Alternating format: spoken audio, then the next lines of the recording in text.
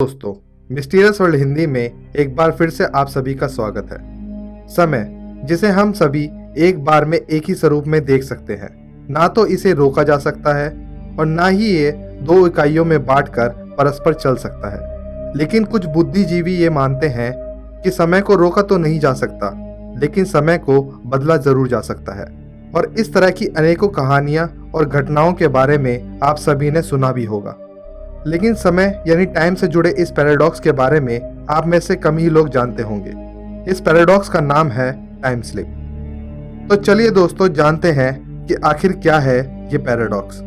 लेकिन आज का वीडियो शुरू करने से पहले हम अपने दर्शकों से चाहेंगे कि वो इस वीडियो को अंत तक देखें, क्योंकि इस वीडियो में कुछ ऐसी इन्फॉर्मेशन आप लोगों तक पहुंचाई जाएगी जो कि आप सभी लोगों के लिए काफ़ी लाभदायक होगी।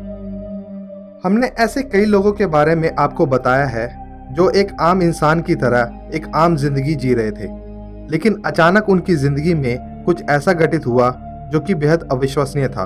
और ऐसी अविश्वसनीय और अद्भुत घटनाओं ने उनके जीवन को हमेशा हमेशा के लिए बदल कर रख दिया। आज के हमारे इस वीडियो में हम ऐसे ही कुछ लोगों की आपबीती आपको सुनाएंगे, जिसमें उन्हें लगा मानो उनकी जिंदगी के चंद सेकंड्स या मिनट्स को किसी ने बदल दिया था। मानो वो कुछ समय के लिए समय में कहीं भटक गए थे। इतिहास में हुई ऐसी घटनाओं को वैज्ञानिकों और विशेषज्ञों द्वारा नाम मिला है time slip. Liverpool time slip. सन 1996 की जुलाई की एक दोपहर फ्रैंक और उनकी पत्नी कैरल लिवरपूल यूके की बोल्ड स्ट्रीट पर शॉपिंग करने के लिए गए।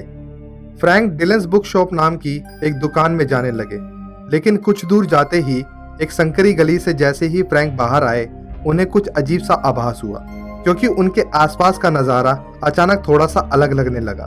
गली के बाहर की वो सड़क बिल्कुल खामोश थी और अचानक उनके पास से एक वैन तेजी से हॉर्न बजाते हुए निकली, जो कि दिखने में 1950 के समय में दिखने वाली वैन्स की जैसी थी और उसके साइड पर कैपलैंस लिखा हुआ था।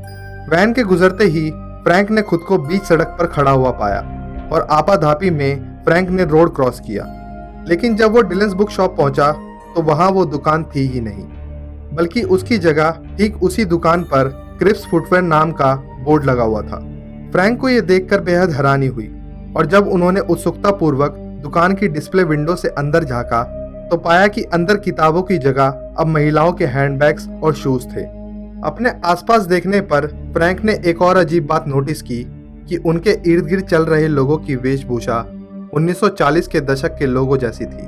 उन लोगों का पहनावा फ्रैंक के समय से काफी पहले के लोगों जैसा था।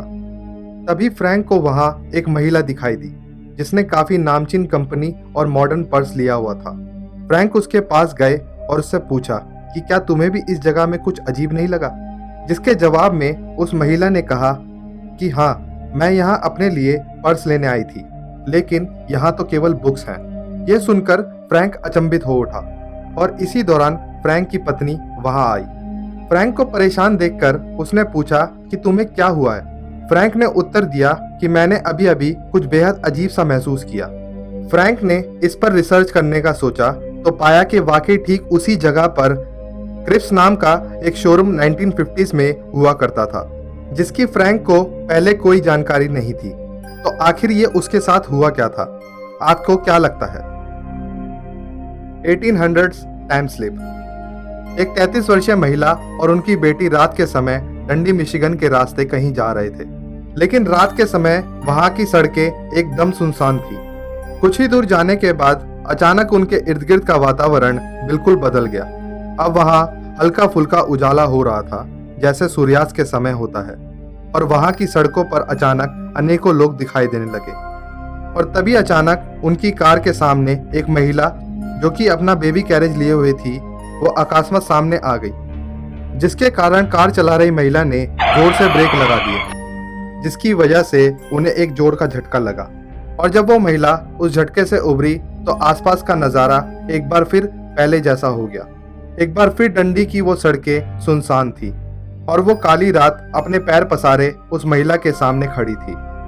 जब इस घटना के बारे में उस महिला ने अपने दोस्तों को बताया तो किसी को भी उसकी बात पर विश्वास नहीं हुआ, लेकिन वह महिला आश्वस्त थी कि उसके साथ जो भी कुछ हुआ वो सच था, कोई वहम नहीं। उसका कहना था कि उसे आज भी वो बेबी कैरेज वाली औरत का चेहरा याद है।